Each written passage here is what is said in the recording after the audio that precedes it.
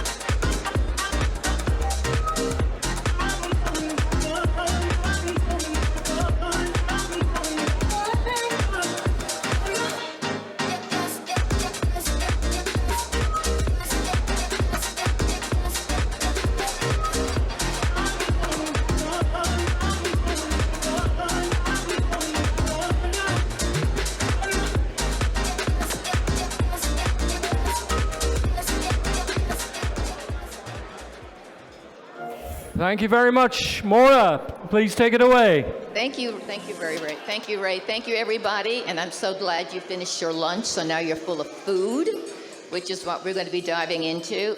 The title of this panel is The Experience Makers, because we're staying with the Meet the Makers themes. This is about experiences, is really what drives tourism. This is specifically about food tourism, which is a global trend. It is $1 trillion sector. So this is not light stuff. This is a big deal, and it's so glad that Belfast is capturing a part of this.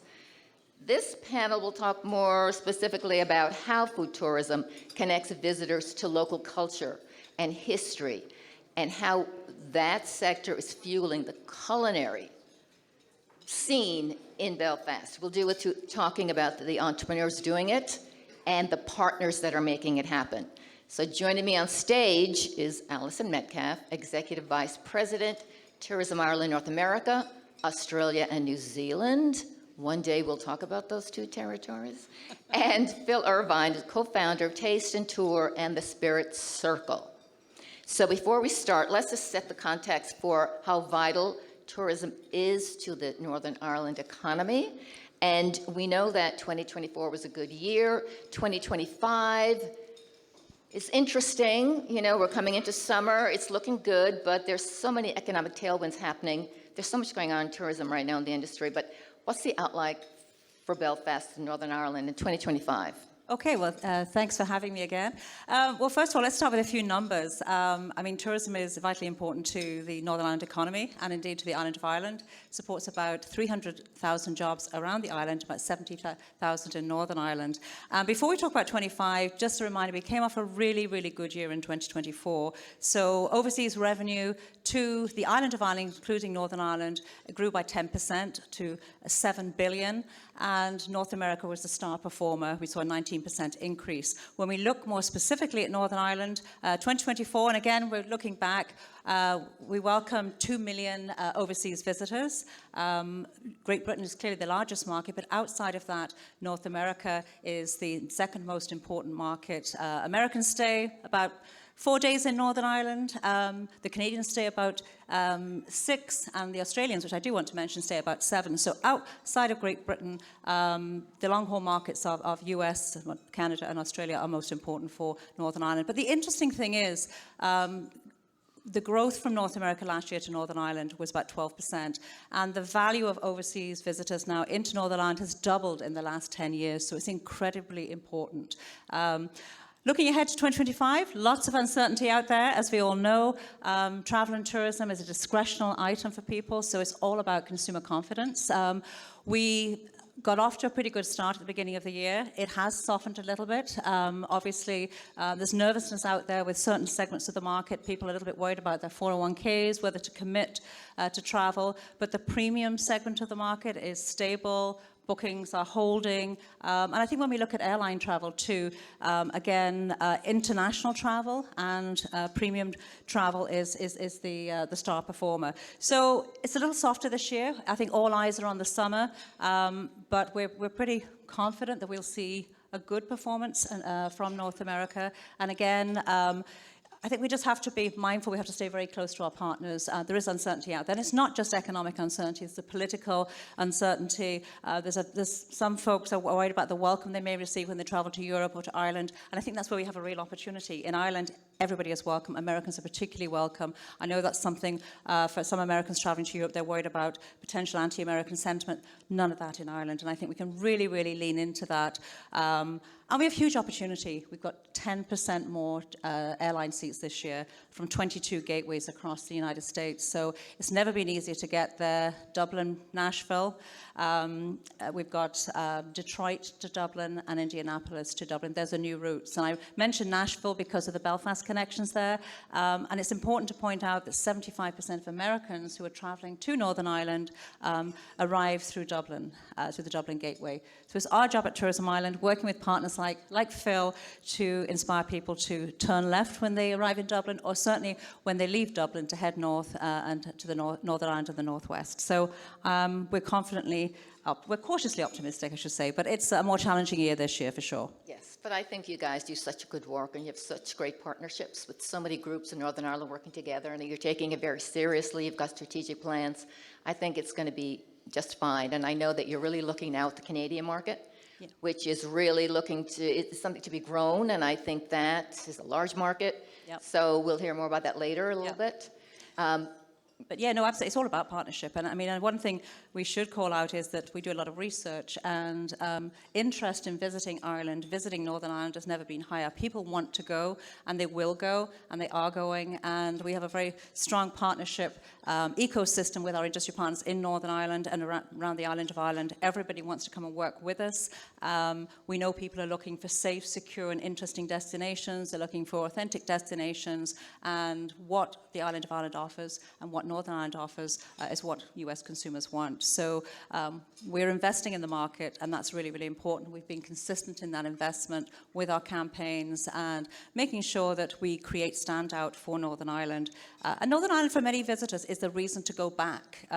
Often people travel to Ireland for the first time, and they may not do Northern Ireland or the Northwest. They might, do Dublin across to Galway and do Cork and Kerry in the bottom triangle. But Northern Ireland is the reason to go back. Seeing is believing. The more we can inspire people to go for the first time, they will come back and tell their friends and relatives and share that advocacy. So I'm optimistic, and I'd say we work in a collective ecosystem. We've all got the same a very goal. Connected ecosystem, and collaboration is key to the success of all. So let's jump into Phil and food tourism, which really is growing in Belfast. Now, it's all about connecting visitors to culture through people, product, place. Now, before you started Tasting Tour, you were overseas. What was the inspiration to come back and do that? First off, as this is all about food, I will say, and Conal is going to kill me, but that was the nicest chicken I've ever eaten. But just had to get that out. So, when it comes to Belfast and me, I would say it's complicated. I grew up not overly loving the city. I couldn't wait to get out of it, and I moved over to England for university, and I didn't really see myself coming back. And I came home because my dad fell ill, and I came back to care for him. And only then, even in those circumstances, did I actually just fall in love with my city for the first time. And it was really then when I was working, this is maybe 15 years ago, working in the hospitality scene, or seeing the hospitality scene in Belfast, just how you could see that we were just on the cusp of something, and that is why then, 6 years on or 9 years ago, Taste and Tour was founded, was because my business partner and I, we saw that there was an opportunity to do what we loved, which is talking about food and drink, turn it into a business and really try to put Belfast on the map for all the right reasons. And when it comes to our tours, it's about the venues you visit, it's about the people you meet, it's about the things you drink, there's so many stories to be told. And for me, there's many things and there's many people I forget in my life, but I'll never forget when I've tasted something amazing. And those are the memories for me, and those are what I want everybody who comes to Belfast to experience. The authentic, there's no plastic patty, there's none of that nonsense. It's all authentic food and drink, authentic crack, and for me, that's just the most important part of what we do. So tell us about some of the unique experiences you offer. I mean, unique access you can't get anywhere else. Some of the people, the characters, the food, the produce you taste. Yeah. Tell us about your best tour, your most popular tour. So we've got 9 different public tours now. We have we started off with the Belfast food tour, which starts off in St George's Market and works its way through delicatessens, chocolatiers, bars, pubs, restaurants, coffee shops, and a bit of everything. For me, there's the traditional, what you will see, the traditional food in Ireland. We do love potatoes, and I struggle in places when I only get one type of potato as a side. It has to be a minimum of 3. But there's a lot more to our culture and our food culture and our food heritage than that. And there's been a real influx of chefs, incredible chefs who have, and talent across the hospitality industry, who have gone over, done their training in London, done their training in Paris, and they've come back home and they've made somewhere in Belfast that is truly world class. And those are the people and those are the stories that we love to tell.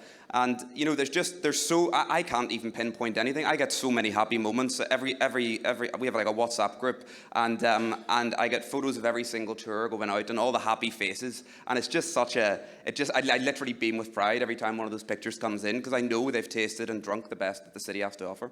But again, they're getting stories too. They're getting the history. Oh, yeah. You bring them to the market. The market's been there for 100 years, and there's all kinds of samples, and the family's there. So they're passing castles, they're passing, alleyways, and there's been all kinds of things that might have happened down that alleyway. So they're getting the history and the heritage, and they're meeting the local people. But the question now is, talk about some of the individuals who are driving this. Again, you mentioned the chefs. Some of these are Michelin chefs you've got there. They've opened up schools because they want to bring up the next generation of talent, so they're taking that very seriously. You've got local farmers, local produce. Tell us a little bit about the creativity and some of the characters you're meeting. So there's so many different examples that I could use. One of them is Niall McKenna, who has a lot of different restaurants in Belfast. The most recent project that he developed is called Waterman House, which is a sort of cookery school. It's got a restaurant at the front and a cookery school in the back. And he's very much focused on Irish food and showcasing Irish food in a modern way. So you'll go to meet him, and you'll be able to meet and make some of our incredible breads. And I recently brought a team from GoPro in, and they were throwing all the flour around, making treacle wheaten, and they just had the best time, and you could just see just how much they loved that, and they just really got it, because for example, our breads are quite they're very easy to make, and they just really enjoyed being part of that process. But there's the likes of Ryan Crown and Oisin McAvoy, who they've started Neighbourhood, which is just a level above coffee shop. You don't realize you can have a kind of elevated experience in that scenario, and what they've created in Belfast is unbelievable, and they've opened up in Austin as well.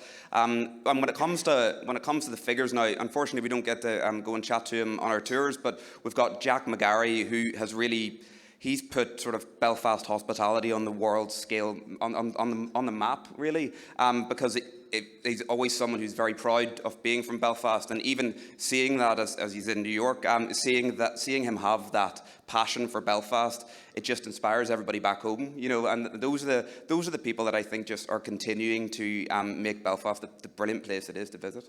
And I think you've also mentioned the Belfast Food and Drink Collective. Now, this is really where you all come together. You all work together, you share the best practices. You also do workshops. So, just to have that ecosystem there to help build you up in your businesses. And Alison, then a question to you is the agencies that are here in the room, the Chamber, City Council, Tourism Northern Ireland, Invest Northern Ireland. How are you helping these local entrepreneurs really build this sector? Yeah, well, I think, Tourism Ireland, we sort of create the demand, with the consumers, and we work very closely then with Tourism Northern Ireland and also with who work with the local authorities and city councils. And I suppose we share our consumer insights. I think all the experiences that are developed, they need to be consumer-led. And one thing we do know that food tourism is like the third most important driver of tourism and interest in Ireland, but generally speaking. But I think what we do is we're working with Tourism Northern Ireland, and Tourism Northern Ireland do some great work working with the local authorities. They are encouraging and investing in working with local entrepreneurs to help them create experiences that we know are going to align with consumer interests, that align with the Northern Ireland experience, the Giant Spirit brand, and they share toolkits, best practice, not only in terms of delivering those experiences, how to scale up those experiences, how to make those experiences more profitable, and ultimately then how to get those experiences out into the international markets. And that's where we come in, because we then can connect them with key distributors, whether they're major tour operators, they could be niche tour operators, cultural organizations, travel advisors, and also tell their story through travel and lifestyle and food and drink media to get those experiences out there. So it's not just food. There's experiences being developed around music, around culture, around sport. There's lots of opportunities, but everything is, I suppose what people want is they want to immerse themselves in a destination. So whether it's making bread with Phil, or whether it's going out to Jamesy, a sheep farmer, or they want to learn a musical instrument, they want to feel they learn something, they want to feel they do something different, and something that they can then sort of brag about when they get back. And I think an interesting thing in talking to Phil earlier was that you have a very strong local base on your tours. So a lot of locals take 50%, I think, of your tours are taken by locals. That's really appealing to visitors, because when you join a tour, then you've got that opportunity to connect with the locals. So back to your question, we work as a collective. We're the marketing agencies, but we use our insights to inform that experience development and work very closely then with Tourism Northern Ireland, who in turn work with all of the local authorities and city councils. And we're very proud to do that. Yeah, it's very important. You do a great job marketing all of these wonderful events and people and tours in North America, but Phil then has to deliver. He has to deliver on the ground. You're marketing it. He has to deliver. So let's talk a little bit about that, because partnerships are very important to you. You have access to leading restaurants, markets, coffee shops, spirit halls. Now, how do you make sure that the experience you are selling is delivered? Well, as we've now grown to a stage, we have 34 tour guides in Belfast, and it's the most important thing really of any of these is getting the right tour guide, and it's someone who I use the example is, would you drive to Cork with them? Because if you can put up with them for 4 hours, then that's all right. But that's the stress test at the very start. But when it comes to the places that we visit, then on the tours, we handpick them all. We only go to places that you'll find me eating and drinking in myself, and that's really important. And those are the places that I like to go to, and I couldn't send you to somewhere that I don't go myself. Or my business partner, we're both food and drink obsessed. We met on Twitter, back in the days when Twitter was acceptable, and we met on there just through a passion for food and drink, and that's where it's kind of grown from. But we work with 55 venues in Belfast, from Michelin star restaurants to traditional pubs to delicatessens to chocolatiers and everything else in between. And we're always checking and making sure that everything is the standard that we want it to be. But we call them partners as well, but they get it, because not only are we putting money in the till. Last year we put £500,000 worth into Belfast hospitality, and so we're customers, but they also see us as a marketing opportunity, because if you show someone a good experience in for example the Garrick, which would be one of my favourite pubs, they're going to come back that night and they're going to have pints and they're going to have a great time. So they see it as a marketing opportunity as well. And from a partnership point of view, what Tourism Ireland do, what Tourism Northern Ireland do, what Visit Belfast do, is they help put us on the world stage. And I've had the pleasure of travelling all across the world with these guys, and what they just put us. Alison just keeps on introducing me to people. Every time I turn around, she's introducing me to someone else, and those opportunities are amazing. Yeah, they are amazing, and I think the opportunities are great, but again, when you get to Belfast, you have to deliver on all of that. So that's where the smart investment comes in from all these agencies and groups like the Belfast Collective, constantly working to raise the game, to see what's current, to get And you use a lot of customer feedback too. When Yeah. you are doing you're doing visitor experience, you're asking for their feedback. So they're telling you, and you incorporate it into what you're doing. Like, obviously, you're very data driven and you share it. Yeah, and absolutely. I mean, and listen, social media, at the end of the day, you know, you take a food tour, any kind of experience when you travel around the world, and many people, you know, you might be rating that on TripAdvisor and other potential, you know, travelers. Before you book anything, we all check multiple sources. So I think that you have to elicit feedback, but people are going to give you feedback, good, bad, or indifferent. And we measure that, we monitor that. We do a lot of social listening on our channels, so we can get a sense of where things are you know, where they're doing very well or where they need some kind of improvement. And I'm sure, Phil, you know, you obviously get feedback from your customers as well.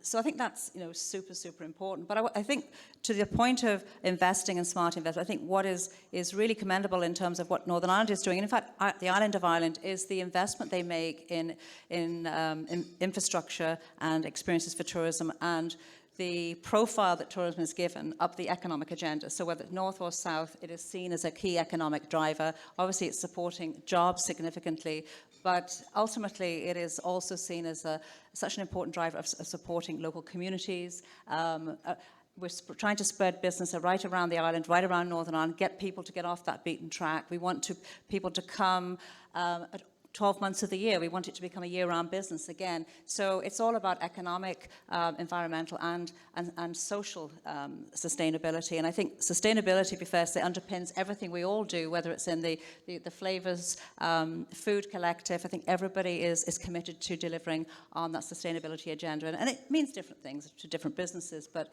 it's foundational to what we do. So we're running out of time, but I do want to ask, I have two questions for you. Phil, so what excites you about the culinary scene that's growing in Belfast? Everything. Okay, specifically? I just love eating and drinking, so therefore everything. Exciting new chefs that are coming in, that are bringing in new ways of doing things, new environments. I honestly just think it's the talent that we have in Belfast is just really coming into its own. You know, there was a new opening about 2 weeks ago, a restaurant called Beau, and it's in beside another great restaurant called Muddler's Club. And there's just on that row, there's two chefs that you could drop anywhere in the world, and they will be world class. And having that. And having this modern food coming through, you know, we've moved so far from traditional Irish cuisine. Don't get me wrong, it's still great, but we're now building our own kind of food culture through these chefs making incredible food. And the produce that we have, like that makes it easy. Like our butter is just all of our dairy products are meat.